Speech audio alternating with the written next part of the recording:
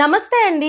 ఇది ప్రవరని స్వాగతం పార్ట్ 2. ముందు రీల్లోనే పార్ట్ 1 ఉంది. అది చూసి ఇది చూస్తే మీకు అర్థమవుతుంది. సరేనా? హిమాలయాలకి ప్రవరుడు చేరుకున్నాక హిమాలయాలు అందచందాల్ని చూస్తూ ఉంటాడు కదా అండి. తను అలా తిరుగుతూ ఉంటాడు. తిరగ్గా కనీసం ఆకలి కూడా వేయదనమాట. అక్కడే సూర్యకాంత మణులు అని ఉంటాయి. అవి ఏంటి అంటే సూర్యుని ఎండకు అవి వేడెక్కుతాయి. నీరు ఒకవేళ పెడితే సుయ్ అని శబ్దం వస్తాయి అనమాట. మధ్యాహ్నం అయింది. ఆ విషయం ప్రవరుడికి తెలియదు. మధ్యాహ్నము మంచు కరుగుతూ ఉంటుంది కదా ఎండ వలన.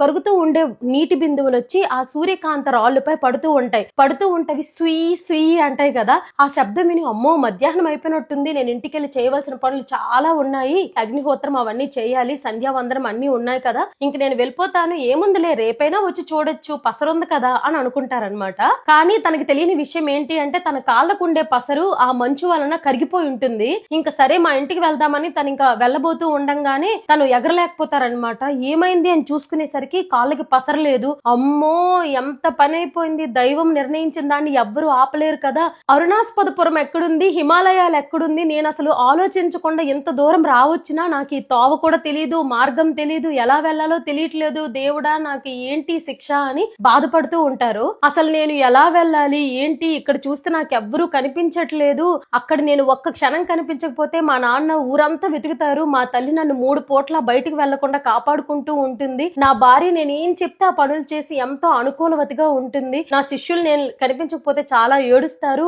అక్కడ అతిథి అభ్యాగతుల సేవలు ఏమయ్యాయో, అగ్నిహోత్రాలు ఏమయ్యాయో, నేను చేయవలసిన నా నిత్య కర్మలన్నీ ఆగిపోతాయేమో, నేను తప్పు చేసిన వాటిని అయిపోతానేమో, ఎలా వెళ్ళాలి అని ఆలోచిస్తూ ఉంటారు.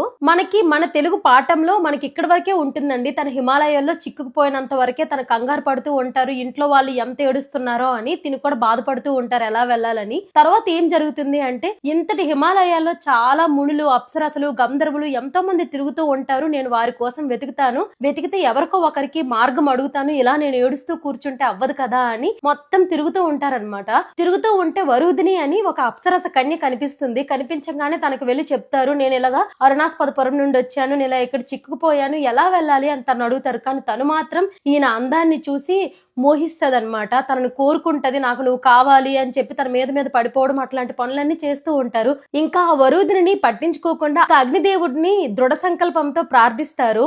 నేనే కనుక నిత్య అనుష్ఠాన తత్పరుడినైతే, నేనే కనుక కర్తవ్య పాలనా దక్షుడినైతే నన్ను మా ఇంటికి చేర్చు తండ్రి అగ్నిదేవుడా, నీదే దయా అని చెప్పి ప్రార్థిస్తారు. తను అలా కోరుకోగానే మరి ప్రవరుడు ధర్మాత్ముడు కదా అండి, ఇంకా అగ్నిదేవుడు సహాయం చేస్తారు కదా. అగ్నిదేవునిలోని తేజస్సు ఈ ప్రవరునిలోకి వచ్చి అదే వేగంతో వాళ్ళ ఇంటి దగ్గరికి చేర్చుతుంది అనమాట అగ్నిదేవుడు. అక్కడికి వెళ్ళాక ఆయన చక్కగా ఉంటారు ఎప్పట్లానే. థ్యాంక్ యూ అండి.